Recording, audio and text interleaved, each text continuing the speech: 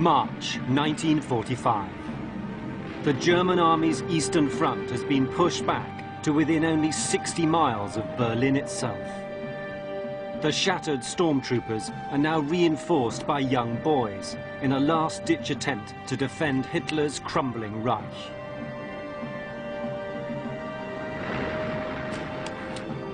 As they prepared for the final defense of their homeland, the desperate German troops were joined by a bizarre unit of SS volunteers.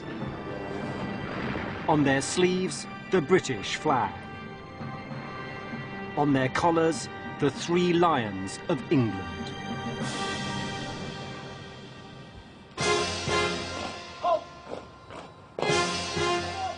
They were British prisoners of war who joined the hated Waffen-SS, wore its uniform, and went into battle for Hitler.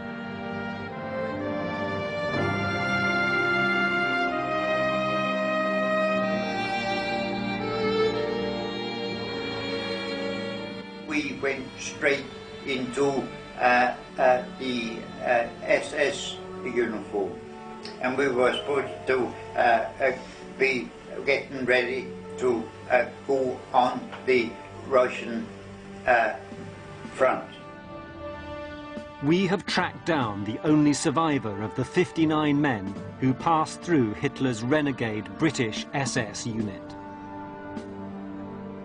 They enjoyed the freedom of Germany while their comrades suffered in prison camps or died in battle. But back home in Britain, they brought shame on their families. My father was a traitor. He had betrayed his country and he paid the price. At the end of the war, they were rounded up by MI5 and most were prosecuted. But the official files on their shameful actions were classified and locked away for 50 years. Only now can the story of the Brits who fought for Hitler be revealed.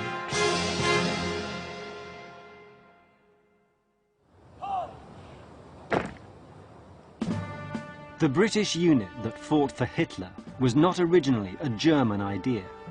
It was in fact the brainchild of an upper-class, Harrow-educated Englishman called John Amory. Not only was he English, he was in fact the son of a leading member of Churchill's wartime cabinet, Leopold Amory.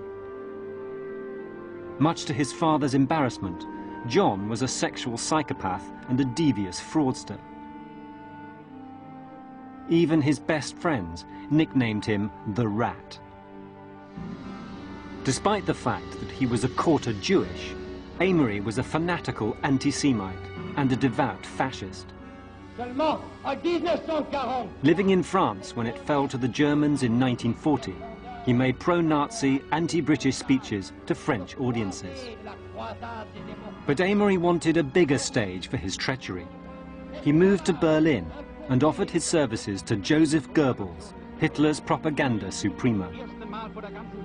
Already working for Goebbels was a group of British Nazi sympathizers led by William Joyce, the notorious Lord Haw-Haw. He broadcast Nazi propaganda to Britain, boasting of Hitler's triumphs and calling on his countrymen to lay down their arms. Germany calling, Germany calling, Germany calling. Many of the files on World War II traitors like Lord Haw-Haw are held at the Public Record Office. Historian and ex-intelligence officer Adrian Wheel has spent years studying them and has had privileged access to other secret material still held by MI5. Throughout the 1930s and the period leading up to the war, there was a substantial fascist movement in Britain led by Oswald Mosley. And a smaller offshoot of that was a British Nazi party, in fact led by Lord Haw-Haw, William Joyce. Just before the war, Joyce and 1 or 2 other British Nazis did actually travel to Germany. They made the decision that if there was going to be a war between Britain and Germany, then the German side, the Nazi side, was the one that they wanted to be on. They were traitors. They were people who had abandoned their country in the hour of need. By any classical definition of treason, they were traitors. One of those traitors in Berlin was the young James Clark. Just before the war, he went to Germany with his mother, a fervent believer in Hitler, and for 2 years he broadcast propaganda for the Nazis. Today, James Clark lives in a Derbyshire village. He never took up arms against Britain, and he regrets his youthful enthusiasm for Nazi Germany. But he doesn't deny that he betrayed his country under Hitler's seductive spell. It was a very definite, conscious choice. It was, will I stand by Hitler? Will I stand by the Führer in this enormous crisis of history, etc., etc. It was love.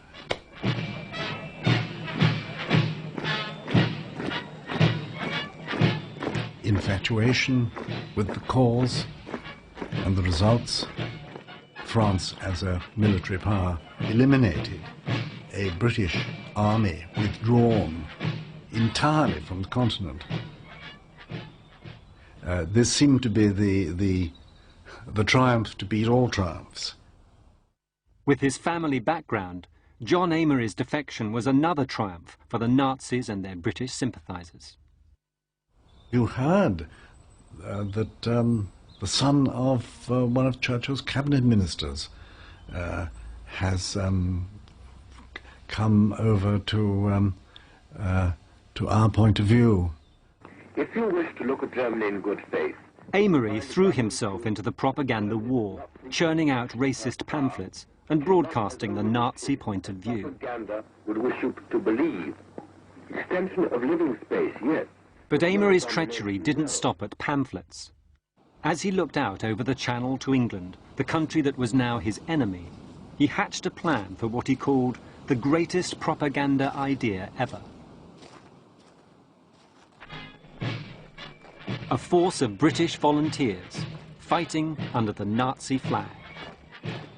John Amory called his imaginary British Nazi force the Legion of St. George. He put his proposal to Hitler, who thought the idea brilliant. On the 28th of December 1942, the Führer issued an order for the establishment of an English legion of fascist sympathisers. Quality, he demanded, not quantity. With the green light from Hitler, Amory rushed off to recruit British prisoners of war for his Nazi legion. But his first attempt ended in disaster. He was chased out of the camp by the angry British inmates. The Germans were furious at Amory's dismal failure, so they handed the project to the Waffen-SS. One of the most brutal and hated military forces in history was now to have a British unit marching with them under the Nazi swastika.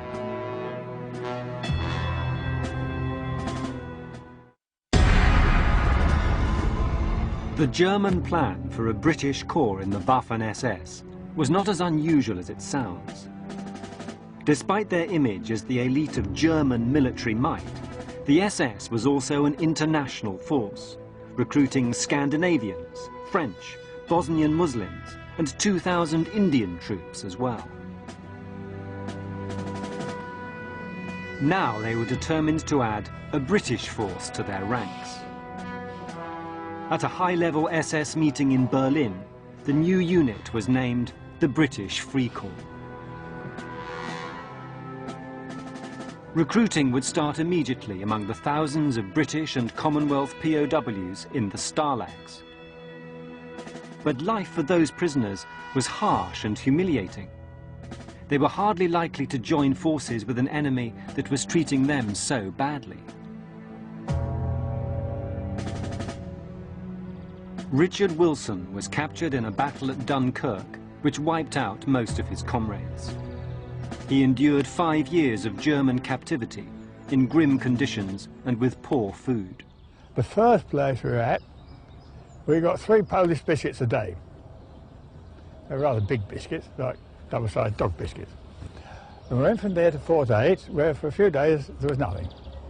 And then when the food turned up, it was, well, I suppose a pig would think it wasn't too bad. It was bloody awful. So how were the Germans to persuade such unlikely recruits to come over to their side? Their answer, a clever public relations exercise.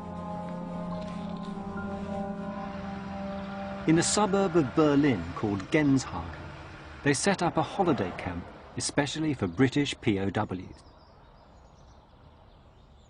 They hoped that well-fed, well-treated prisoners would be much more easily persuaded to join the Nazi cause. Well, this is the site of Special Detachment 999, just outside the village of Genshagen, which is one of the southern suburbs of Berlin. Now here, the Germans built a holiday camp for British prisoners of war.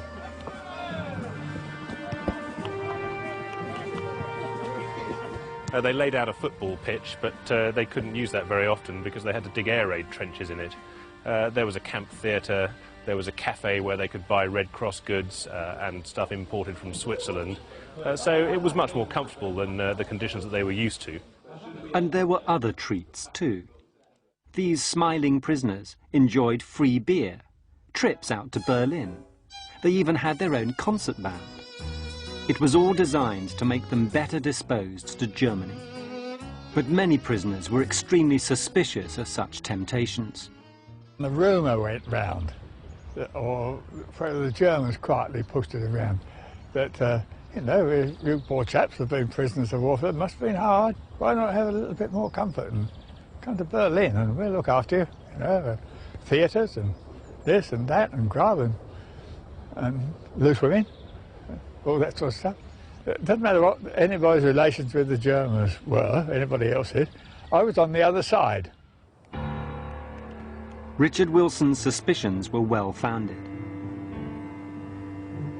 Right from the start, the Germans had secretly planted in the Genshagen holiday camp a group of British Nazi sympathisers, stool pigeons, whose job was to persuade their own countrymen to change sides. Running the camp for the Germans was Quartermaster Sergeant John Brown. Chosen for his known fascist sympathies, he seemed to be an active collaborator. He used his position to set up a black market operation in Red Cross food parcels. Another member of the secret recruiting team was Frank Wood, real name Francis McClardy, a Liverpudlian fascist. He volunteered for the SS off his own bat. But the most sinister stool pigeon was a Londoner, Thomas Cooper. He'd already fought for Hitler on the Eastern Front and was the only British subject to receive a German war medal as a serving Nazi soldier.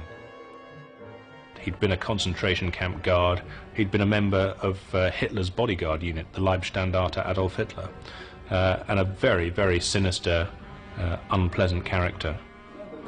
Once they'd identified a potential recruit, then they'd take him to one side. They'd show him posters, they'd show him pamphlets, pictures of supposed British SS soldiers fighting against the Russians. And this was all designed to make a prisoner think that he was joining a big, successful movement. One prisoner the recruiters especially targeted was physical fitness instructor Eric Pleasance. A former British fascist, Pleasance died in 1997, but he recorded this video after suffering a stroke. And he told us that we're only going to fight communism and that kind of thing, and we would not have been asked to fight any Englishman or any other thing except the Eastern Front. The prisoners were being urged to join a European crusade against Russian communism led by Germany. But as well as the glowing propaganda picture, the prisoners also saw the brutal reality of the Nazi regime. Right next door to the holiday camp, where British prisoners are enjoying themselves, drinking beer, eating a lot of food, we've got the site of the Grossbeeren slave labour camp, where political prisoners, Jews and anti-fascists were literally worked to death by the Germans. and this was in full view of the British prisoners. There was no question that they were trying to hide it or anything like that. So on the one hand, you saw the Germans attempting to show how civilized they were, and right next door to it you have, you know, the classic symbol of Nazi barbarity, the concentration camp. At the Grossbieren concentration camp, slave labourers from Russia and occupied Europe were worked to death or murdered. Their mass grave is now a memorial to Nazi brutality. But as well as siting their holiday camp next door to a slave labour centre, the Nazis had made an even bigger mistake. John Brown, the man they'd chosen as their chief stool pigeon, was all the time a double agent.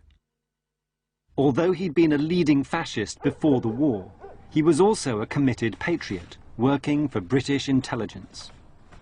He sent coded messages back to MI5 with full details of the German plans for a British SS unit.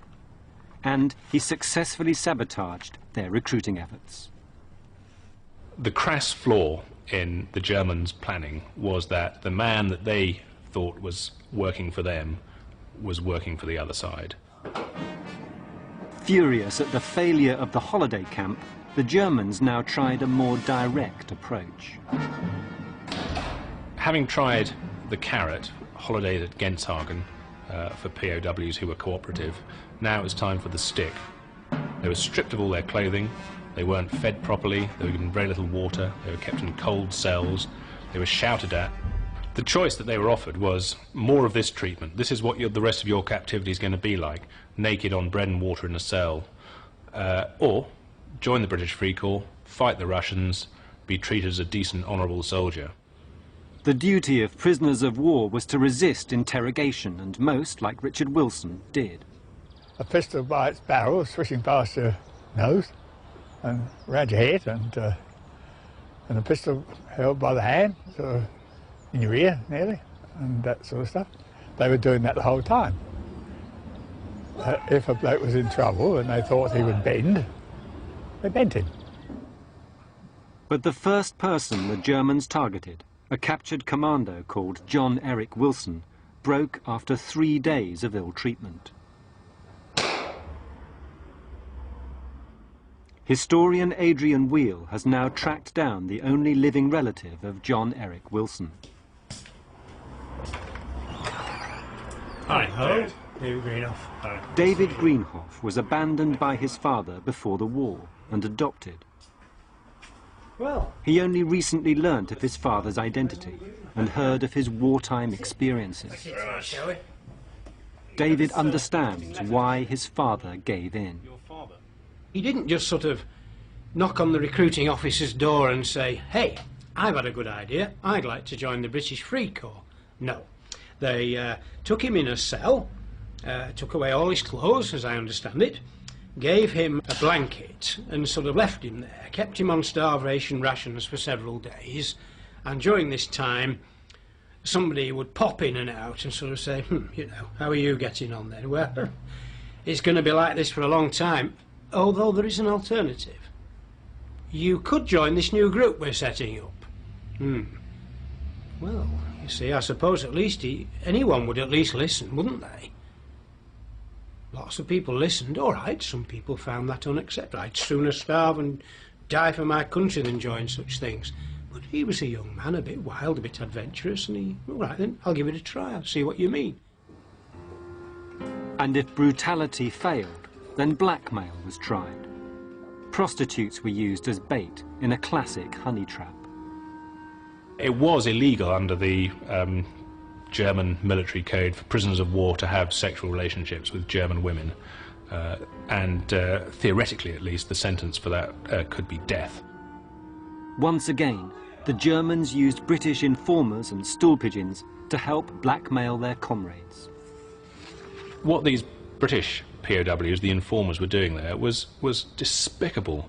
They were helping in the mistreatment of their fellow British Commonwealth soldiers, many of whom were frightened, often slightly wounded. They'd been brought straight from the front, and they're confronted by a certain amount of violence, a lot of psychological violence, and it's being aided and abetted by this small group of British POWs who are basically doing it for, you know, an extra bottle of beer and a chance to get a shag with a local prostitute.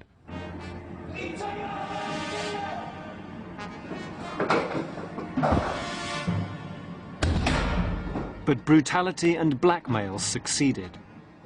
The Germans had now press-ganged 25 British volunteers. It was the beginning, they thought, of a large and powerful force. The next step was to choose a commander. That man was German SS captain Hans Werner Röpke. Recently returned from the Eastern Front, Röpke was specially chosen because he spoke fluent English and admired British culture.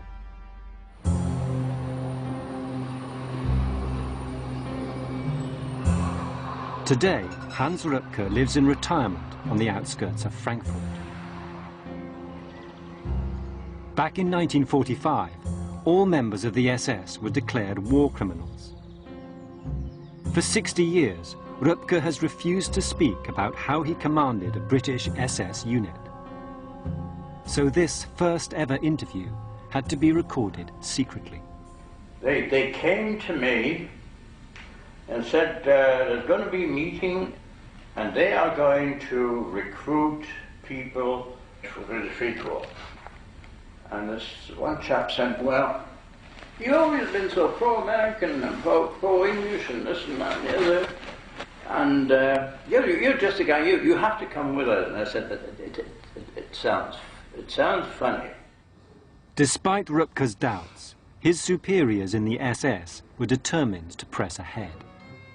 Full of confidence that the British Free Corps would be a major force, they set up a headquarters and barracks here in the town of Hildesheim near Hanover, the heartland of Nazi Germany.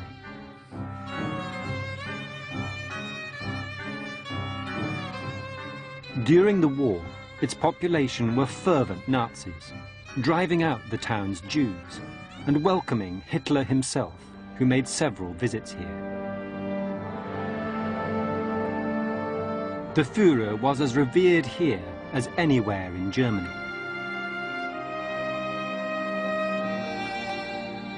Today, Hildesheim is famous for its St. Michaeli cloister.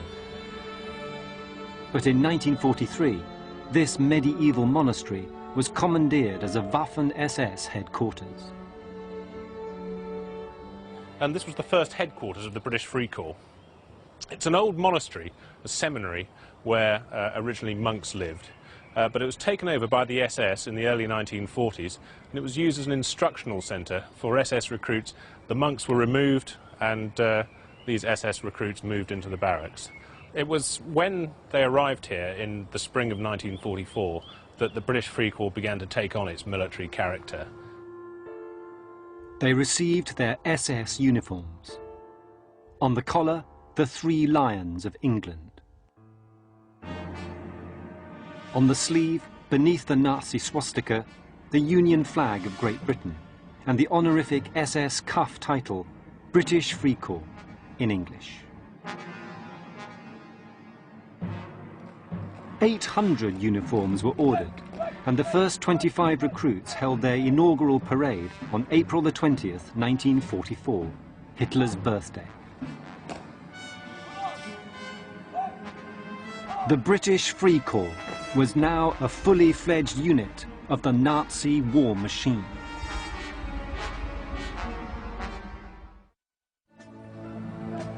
The British Free Corps of the Waffen-SS officially came into existence on Hitler's birthday, 1944.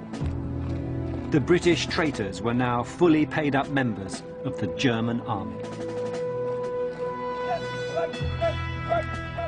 At this stage, they're issued with identity documents, and almost uniquely, one of these has survived.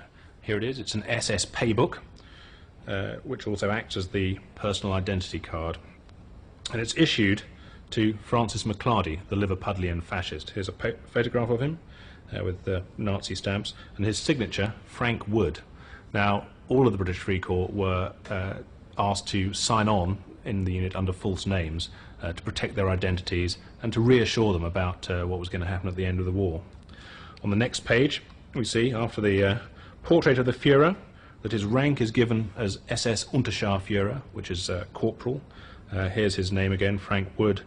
It's got the number of his identity discs, his blood group, the size of his gas mask, and the fact that he's a Germanic volunteer. The next page gives his personal details. He's born on the 17th of November 1915 in Lancashire, England. His religion is given as Gottgläubig, which is believer in God, the official Nazi religion. And this shows how committed he was to the fascist cause. Unterscharführer, or Corporal Frank Wood, was put in charge of propaganda. Dedicated Nazi Thomas Cooper became a sergeant and taught the British traitors to give the Nazi salute. The men under their command were proud of their new uniforms and happily posed for the local photographer. Traditional British drill was allowed by Captain Rupke. You remember Wells, you know, sending attention.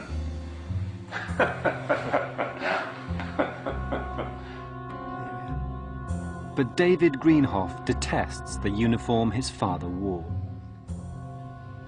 That's a very potent piece of sort of living history, really, as far as I'm concerned. British, free, Union Jack. When you see it in juxtaposition to that symbol, and you know what that symbol meant, that worries me. David Greenhoff fears that his father may have committed atrocities serving under the Nazi flag. I hope and pray that it is so, that they were never involved or never invited to be involved in the acts of terror, the acts of unwanton wickedness that were perpetuated by some people in German uniforms. But far from committing atrocities, most of the British Free Corps members were simply taking the Nazis for a ride. John and I received the uniform made to measure, and we done the training, the machine guns and the rifles and that kind of thing, but only to keep out of the way. Most of them, I think, were in the Free Corps to avoid having to fight at all, to get out of the POW camps, obviously, because it was an unpleasant existence for them, but they had no real intention of going to fight if they could avoid it. There we were, and we were supposed to be getting ready to go on the Russian front. But at the time I began to think, I don't really want to go any front at all now. Eric's commander, Captain Rupke, shared his men's reluctance to go into battle. We were trying to kill time. Yeah. And I made no move to send them up to the front, and they made no particular, they didn't show any particular desire. Going to the front was the last thing on the mind of the British Free Corps men. Instead, they made the most of their freedom in the town of Hildesheim, much to the astonishment of local German people. One young boy who saw them, Joachim Dammann, has never forgotten his surprise. One day, I saw these SS men, but they had the Union Jack up here on their sleeves, and they were speaking English. We were very surprised, because we were supposed to be at war with them. Another time, we were sitting in the barber's, and these two men came in, and they were talking in English as well. We looked at each other, and we thought, what's going on? The barber must have worked in England, and he wanted to call the police. He wanted to call the Gestapo, because he thought they were spies.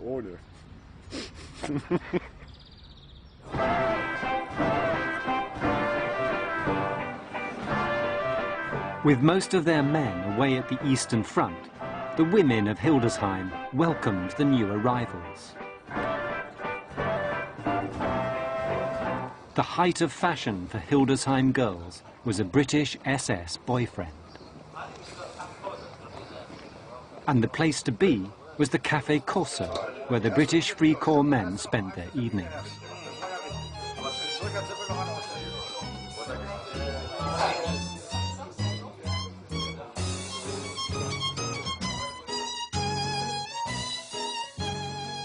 One romance that blossomed there is still a vivid memory for Elfriede Kuntje.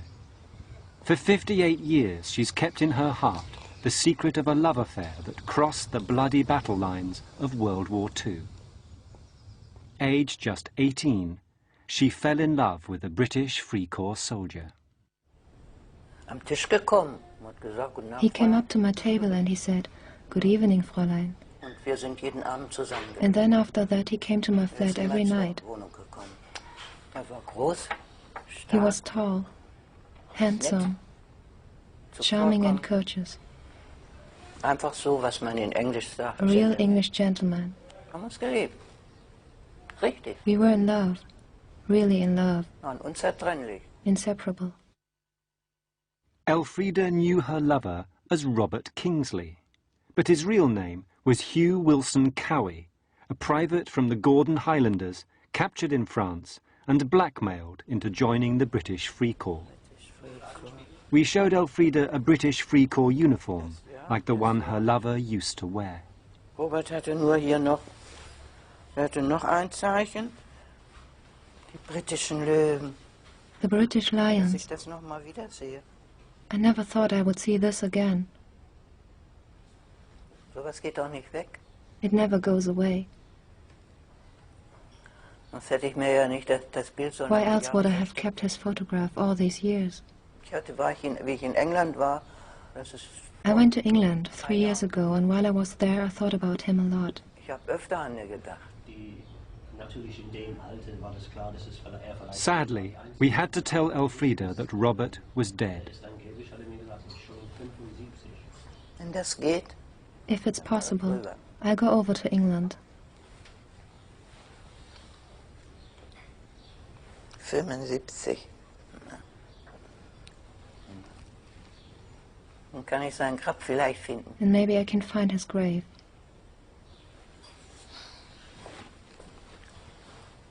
Oh, weia. Oh, God.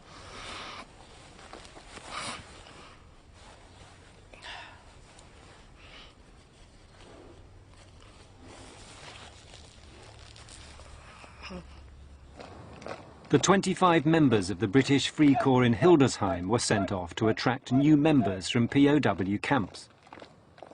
But not all of them were keen to help the recruiting drive. What we did was travel about Germany, trying to get other people to join the Free Corps. But we did that, but we didn't even try to do anything. We just travelled and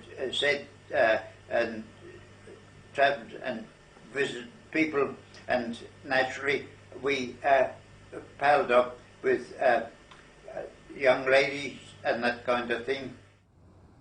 Even when they did deliver their recruiting leaflets, most prisoners of war treated them with utter contempt. They're regarded a bit like comic cuts, I think. Come and join us and fight Bolshevism. You know, not the Russians, Bolshevism. The people who delivered them were so unpopular, they came round before Reveille in the morning and with a parcel still tied up, 20 leaflets still in this there, chucked it in the door and bolted. People just picked them up and chucked them away. Put them on the fire if we had a fire, if didn't, made a fire of them. However, some POWs, like Yorkshire-born Robert Chipchase, did take the bait. The sole surviving member of the British Free Corps, he now lives in Kalamunda, near Perth in Australia. Today, he says he never joined the British Free Corps, but he didn't deny he was involved when we secretly filmed him. I certainly was there, yes, that's, I'm not denying it. Did you know it was called the British Free Corps? Did they call it that? Oh yes, of course I did. I knew it was, and I British Free Corps, and I thought, well, this would be interesting. What's it about? You went to someplace Hildesheim. Hildesheim? Yeah, a monastery. No. But I'm not going to say any more. I don't wish to talk about it. And so you never put on German uniform? I don't wish to talk about it any further. Well, that's not true, and in fact, in the files here is an extract from his statement describing the few days that he spent at Hildesheim, describing the fact that he put on the uniform, describing the fact that he took money from them.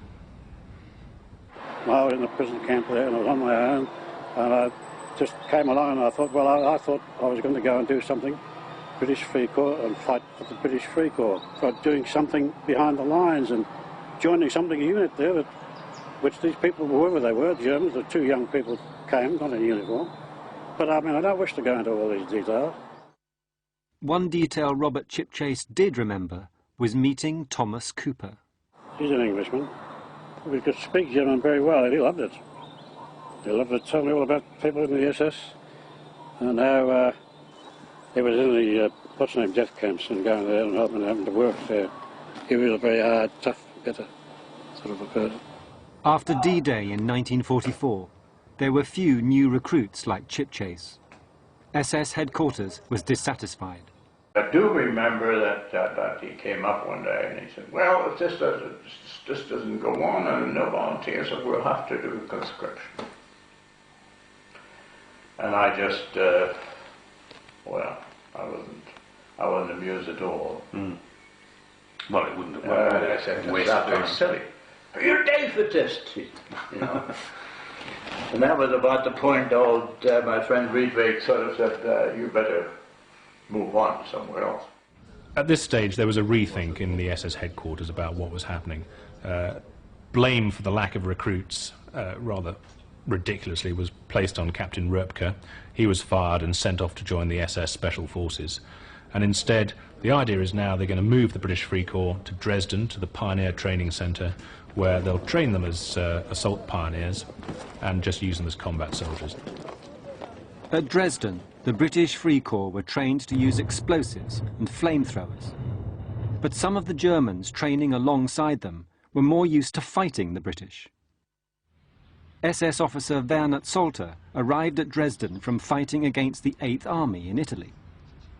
Im Oktober 1944. In October 1944, after I'd been fighting on the front in Italy, I came to Dresden and was stationed in the pioneer barracks of the Waffen-SS. To my amazement, I found there were several SS men there who only spoke English.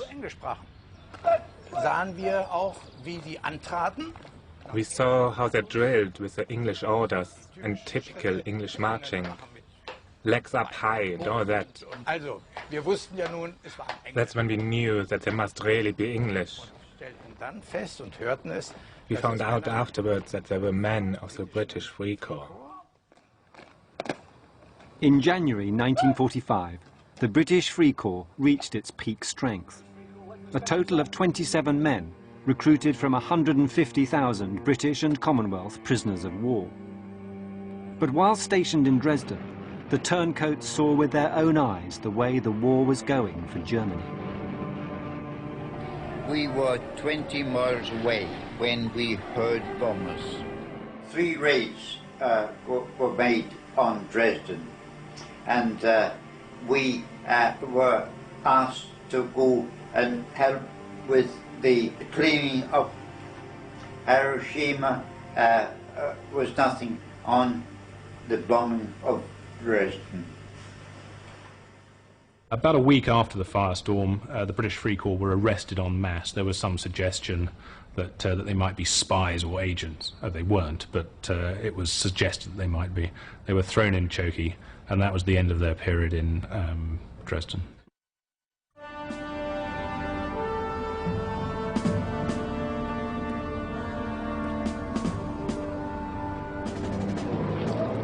March 1945. As the British Free Corps travelled from Dresden to the Eastern Front, they saw the shattered cities and exhausted soldiers of the defeated Third Reich. Even the die-hard Nazis in the unit now realized that they'd chosen the wrong side. The British Free Corps' last stand took place here, outside the village of Krusov on the River Oder.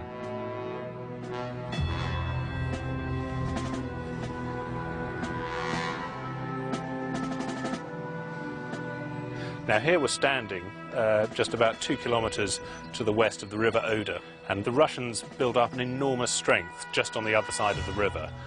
Something like 2 million men were poised ready to descend on Berlin with thousands of tanks. By now, the Germans were completely desperate for troops. Their armies were shattered. They were conscripting 14-year-old boys from the Hitler Youth, giving them quick training in using a rifle, sending them into combat. They were getting old men, they were amputees, and right at the bottom of the barrel is the British Free Corps.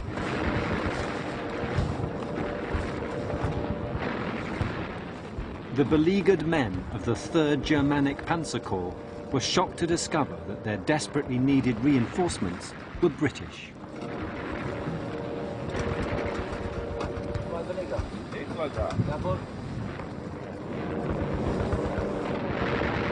They were right up forward, about as far forward as German troops were, observing the Russians on the other side of the river there, and the British Free Corps guys did say we could see the Russians, we could see them, you know, preparing positions, doing all the rest. They were under mortar fire for the first 10 days, so they were certainly under fire.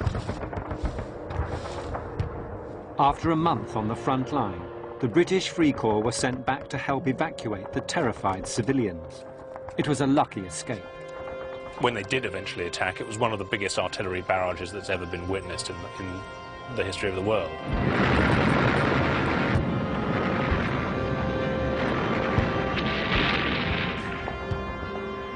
The British Free Corps' German comrades were obliterated and the Russians swept into Berlin. The British traitors fled west and, ditching their Nazi uniforms, mingled with Allied prisoners of war who were now being liberated. Most of them had kept British POW uniforms, which they had tucked in the bottom of their rucksacks, and they whipped these out and put them on, and they were passing themselves off as being normal British prisoners who'd escaped west. But for the guilty renegades, the day of reckoning was at hand. A special MI5 squad interrogated the captured men and pieced together the whole story of the British SS unit. Some protested that they'd only joined it as an escape attempt. But others showed no remorse for their actions. A series of prosecutions and courts-martial followed. Thomas Cooper, who'd boasted to his comrades that he'd killed 80 Jewish women and children in a single day, was sentenced to death, later commuted to life imprisonment. Frank Wood, who never gave up his Nazi beliefs, was given life.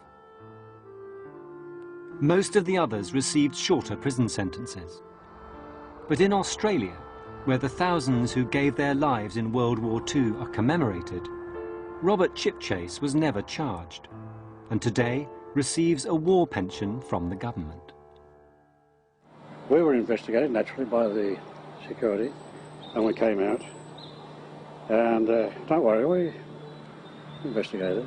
And were you charged at all with aiding the enemy? I don't wish to talk about it. No, never tried. So I'm sorry. So you get your war pension now and everything. No more. Oh yes, that's all. No more. Bye-bye. Thanks. This is not the original letter. David Greenhoff's father, John Wilson, was sentenced to 10 years. He wrote from prison to David's mother. I was in Germany. My intentions were still the same.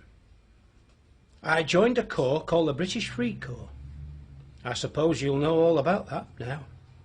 I had a smashing time. You know me. He was obviously a bit of a lad. And the more I read about him, I thought, well, look at it this way. Here's an event in which millions of people died. Many of them not only in the battlefield, but in circumstances, disgusting and vile circumstances, tortured to death, starved to death, beaten to death. And here was a man who managed to spend most of the war swanning around Berlin, getting a grip of Norwegian maidens and having a wonderful time. I know it doesn't sound very moral, but to me he doesn't seem to have done very much harm either. And the man who dreamed up the whole idea of a British Nazi Legion, John Amory, faced the ultimate penalty. He laughed as he was found guilty of high treason, and on December the 19th, 1945, at Wandsworth Prison, he was executed. Amory's grand vision had proved a spectacular failure. Despite all their efforts, Hitler and the SS had fundamentally misunderstood the British character. As I understand it, in the national character, there's a lot of pig-headedness. Some people call it bloody ignorance, right? And some people say common decency. If I had joined the Free Corps, I would never come back here. I've been ashamed to. We have to remember that there were something like 160,000 British soldiers held prisoner by the Germans, of whom maybe 100, 150 collaborated in an active way. So I think that does say a lot for the character of the British soldiers of the Second World War. That we were the ones with the integrity and the sort of honour to stand up against Nazism. And I think, generally speaking, that is an accurate picture of the British approach to fighting the Second World War. But nonetheless, there was a dark side. It should act as a kind of warning marker, a warning from history, if you like, that British people don't always act honourably.